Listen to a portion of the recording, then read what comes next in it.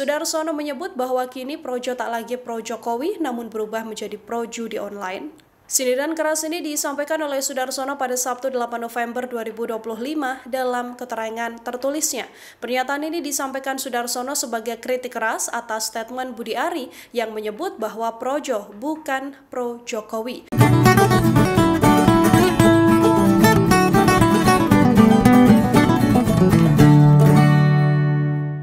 Ya, pendukung Jokowi ternyata tidak solid-solid amat lah dalam melihat perkembangan politik yang ada.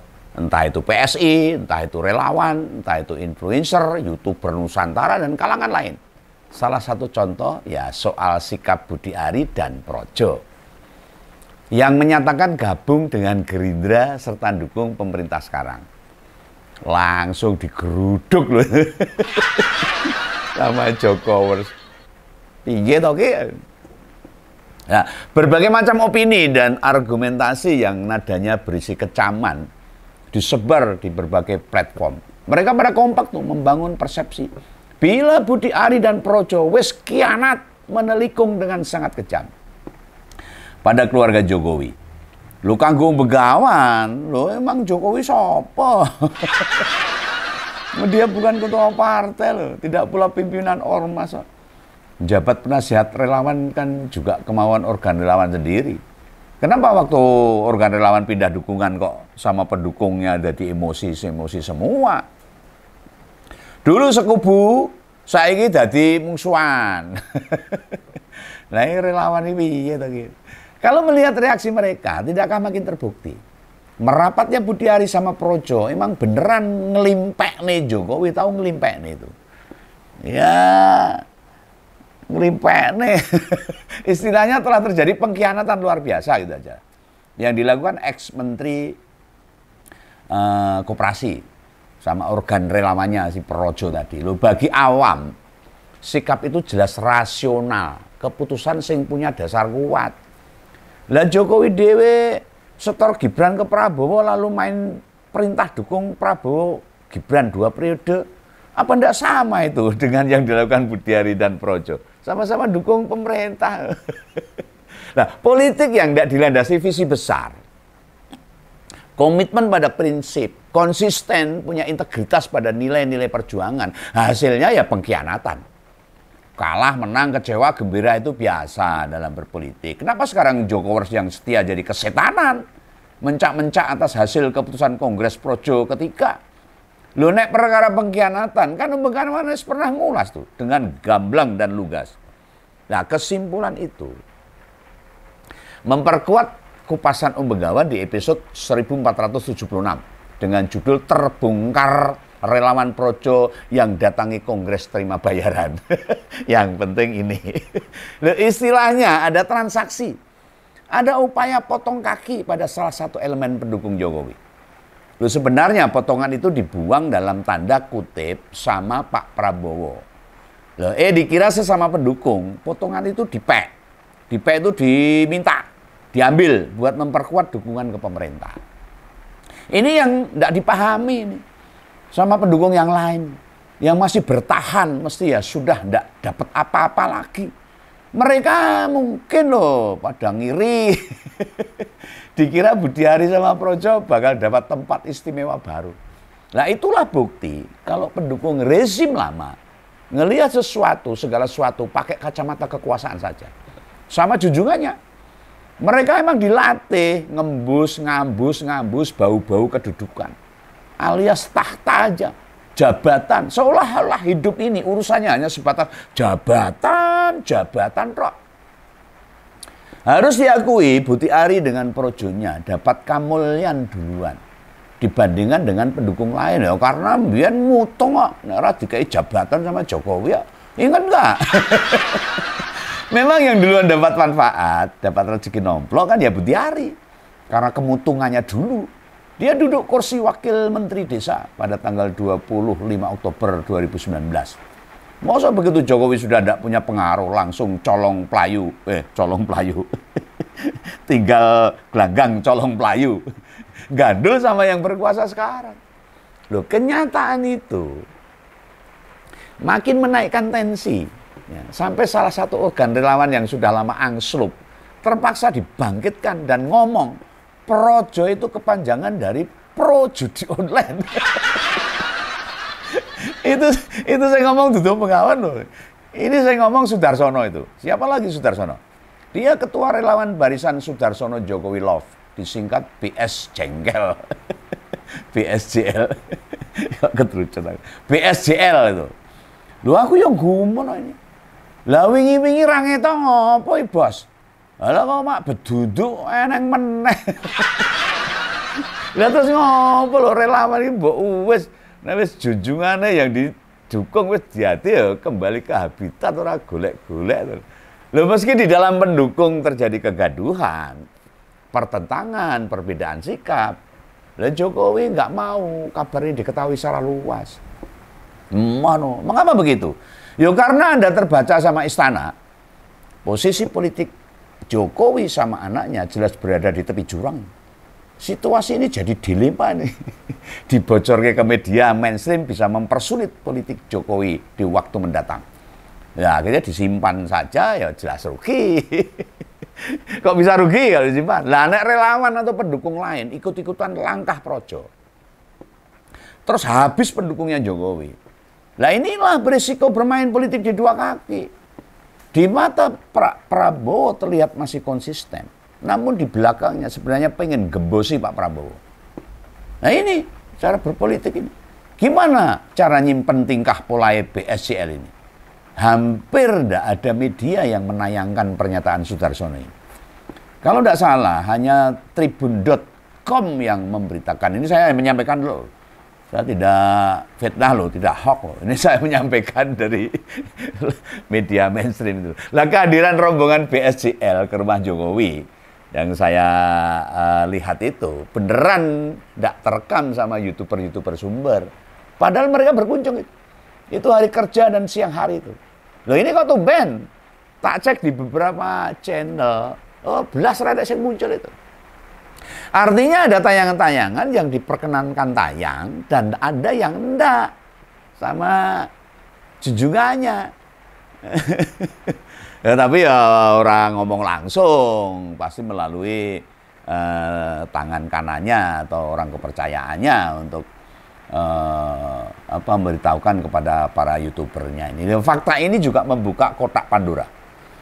Kalau perintah dukung Prabowo Gibran ya hanya sekedar buat nutupin persiapan politik Gibran tahun 2029. Loh barangkali wong Solo itu ngebaca tren atau sebuah survei. Anaknya makin tidak dilirik di politik kok.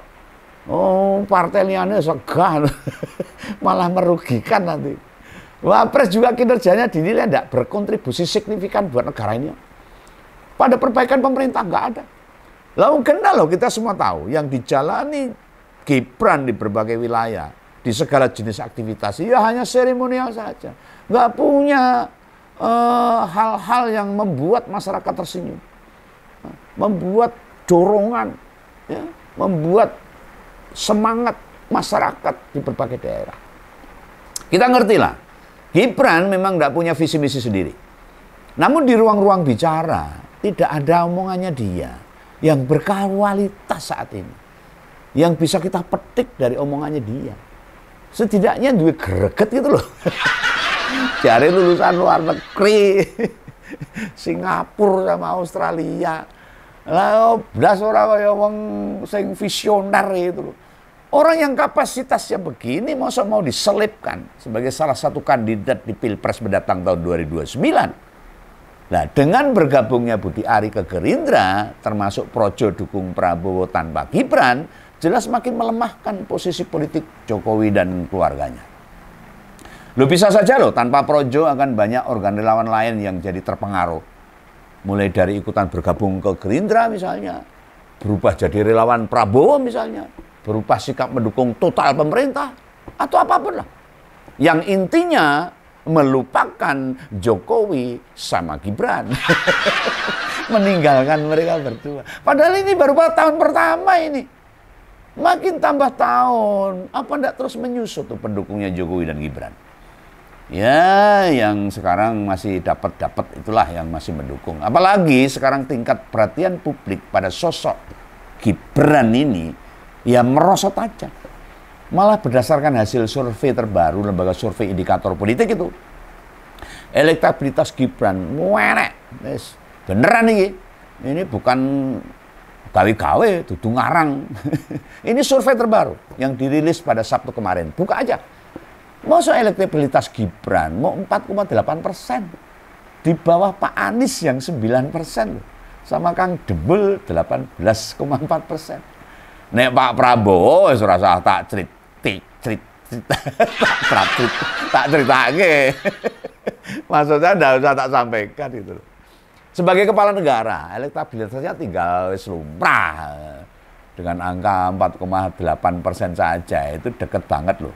Dibayangi dengan tingkat elektabilitasnya Mas Haye, yakni 3,9%. Lu angka-angka ini bakal diperhatikan bener ini sama Pak Jokowi ini. Percaya wah ini. Di waktu-waktu mendatang, Jokowi ndang ngarep obah ini berarti. Kalau bahasa Jawane kojah ini. Harus berbuat, harus mobat-mabit buat mengembalikan elektabilitas anaknya ini. Gibran ini. Ya, dia tidak mau kehilangan momen untuk persiapan 2029. Ini menurut Om Begawan, ora nuduh. Nah, apakah Kongres Projo yang menghasilkan sikap buat meninggalkan Jokowi, termasuk ganti logo tidak bergambar siluet Jokowi, turut mempengaruhi hasil survei? Ya monggo. Tanya Pak Burhanuddin Muhtadi. Kan dia direktur eksekutifnya indikator politik. Sehingga survei mau loh. Loh secara subjektif, menurut Om Begawan itu genah banget ini. Pak Jokowi juga percaya balik gerimbiangnya Projo, balik kanannya Budiari dan Projo, tetap ada eksesnya pada persepsi orang tentang keluarga Solo ini. Sehingga digerakkanlah PSJL tadi, yang tiba-tiba ujung-ujung mak bedunduk nongol. Dan nongolnya di Solo itu. Kemudian ngomong Projo itu kepanjangan dari pro judi online. Nah itu kan marah itu namanya. Kalau ngomong itu ngomong pada temannya sendiri loh, sama-sama relawan loh. Wah, kok dihammer kayak gitu. Dia berani bicara kayak ngono kuwi sebab sebagai sesama relawan Jokowi ndak akan ngekses kemanapun. Baik Projo dan BSJL tidak akan saling melapor ke polisi. Sudarsono ya ngerti kok. Budiari itu lagi kesulitan buat masuk ke Gerindra. Bener tuh. Hingga Begawan konten sekarang ini belum ada kabar tuh. Soal positifnya mantan Menkominfo beneran sudah diterima. Ya minimal dibuka ke pintu sama masuk ke Gerindra. Malah pada ditolak sama DPC seluruh Indonesia itu. Dimulai dari Makassar dan seluruhnya. Menolak itu. Budiari masuk ke Gerindra. Malah ngerusak-ngerusak. Membuat marwah Gerindra itu cetha. Makanya banyak ditolak oleh para pengurus DPC di seluruh Indonesia. Lah, kalau hitung-hitungan Om Begawan, sikap dia pindah dukungan itu sama saja dengan suicide atau kalau katakan ya bunuh diri politik dari kelompok-kelompok Jokowi yang dianggap pengkhianat. Sama pendukungnya Prabowo, para pendukungnya Jokowi yang mau pindah itu kena ditolak mentah-mentah. Iyalah itu sudah ada belasan DPC Gerindra yang ngomong begitu. Ya mungkin belum seluruh Indonesia, tapi itu kan mewakili seluruh DPC Gerindra. Lah besok lah coba Om Begawan kupas soal penolakan DPC Gerindra ini tentang rencana Budiari dan Projo untuk masuk ke Gerindra. Yang jelas di lingkaran para pendukung Jokowi, Projo dan Budiari sudah di backlist, diberi tinta merah. Tidak mungkin balik lagi mendukung Jokowi. Ini duduk gimmick, bukan drama, tetapi memang fakta. Kita coba cek beberapa pendukung yang sudah ngupas dan menghajar habis-habisan Budiari sama Projonya. Nah, misalnya dalam sebuah tayangan yang di-hosti sama Ade Armando, di situ dengan jelas loh, ditulis kalimat di thumbnail tayangan tuh. Budiari nyatakan perang ke Jokowi loh, perang ngeri itu, ngeri sedep itu. Loh, apa Prabowo mau nampung? Itu kata-kata di thumbnailnya. Karo judul sing tak pakai waktu aku ngupas Budiari sama Projo, saya pedes kontennya di Armando ini loh. Wah, Budiari ngejak perang karo Jokowi, apakah Pak Prabowo mau terima? Ini kan sudah wah, kejam ini. Ngono nek ndak memang mendokrik Budiari sama Projo, terus apa coba tujuannya Ade Armando? Seolah-olah sekarang dulu bestie, sekarang musuhan itu. Nah inilah orang-orang yang hanya mengejar jabatan ketika situasinya nggak aman terus bermusuhan itu. Mau mikir wetenge tak itu loh. Ada yang nulis judul di sebuah channel itu. Ya, tulisannya gini nih. Budiari terpaksa ganti logo hanya karena Jokowi tidak hadiri Kongres Projo ketiga. Loh masa iya kayak gitu. Nilai kesetiaan relawan yang pernah jadi menteri di dua posisi. Nah, ini kok aleman cemen, tahu cemen. Loh ini memang narasi yang dibikin buat menjatuhkan para pendukung wong Solo kuwi. Nek sebangsa wae ngeblekne lawan itu, kuwi jagoan mereka itu. Untuk cara menduget lawang jagoan. Lambene iso merat-merat kayak wong gething. Kayak pendukungnya Jokowi yang perempuan ngelet-ngelet itu, ngomongannya rantai-entel. Jangankan haters Jokowi. Waktu Prabowo ngasih abolisi sama amnesti ke Pak Tom Limbong sama Mas Hasto, Presiden ya diserang habis-habisan sama pendukungnya Jokowi. Ada yang pedes banget tuh nyebutnya. Dulu penjilat, sekarang pengkhianat loh. Jadi tukang cuci demi selamatkan dari kasus. Loh. Kok reneng bener belas ya gini. Bermula tukang dilat saat ini berubah jadi munafikun. Kasar banget ini nuding Budiari ini. Begawan aja nggak sekasar itu loh. Meskipun kita berlawanan sama Budiari. Kadang begawan ya mesem. Ketawa lah. Ngebaca mereka bikin tayangan itu. Lah emang junjungan mereka itu orang kaya ngono.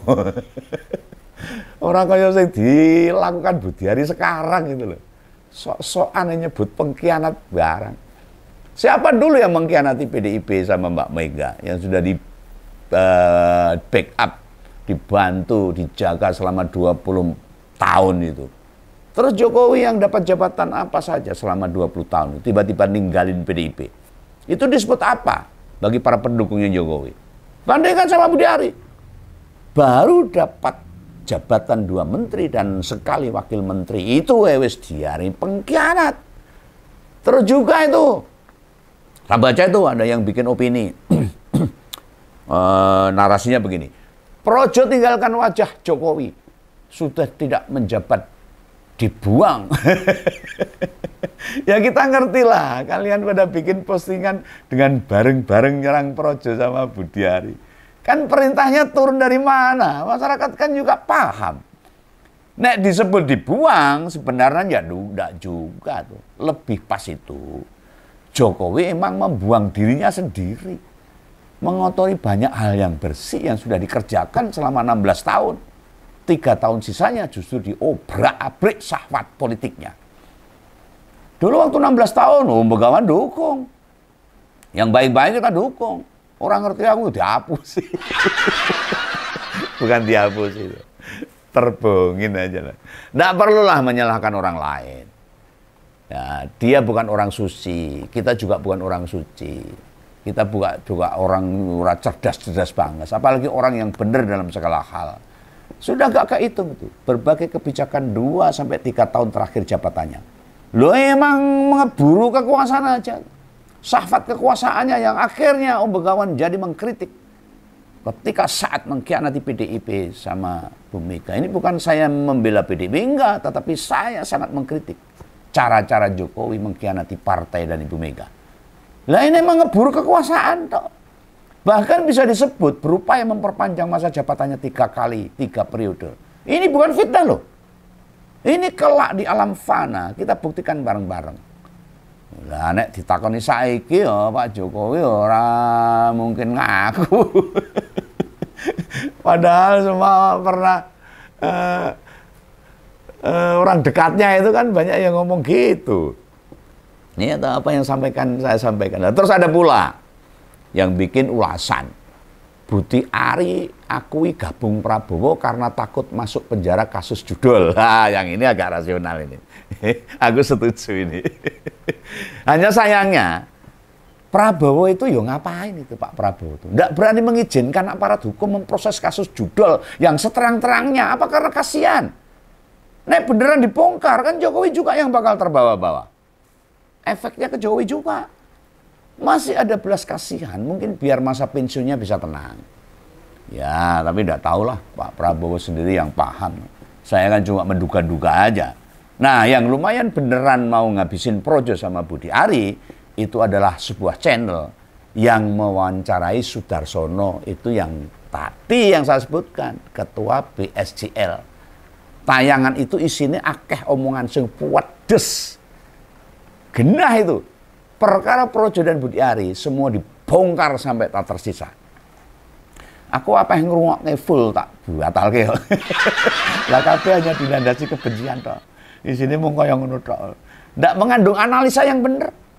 Yang logis dan berbasis keilmuan. Ndak ada, semuanya kebencian, omongannya seracetok.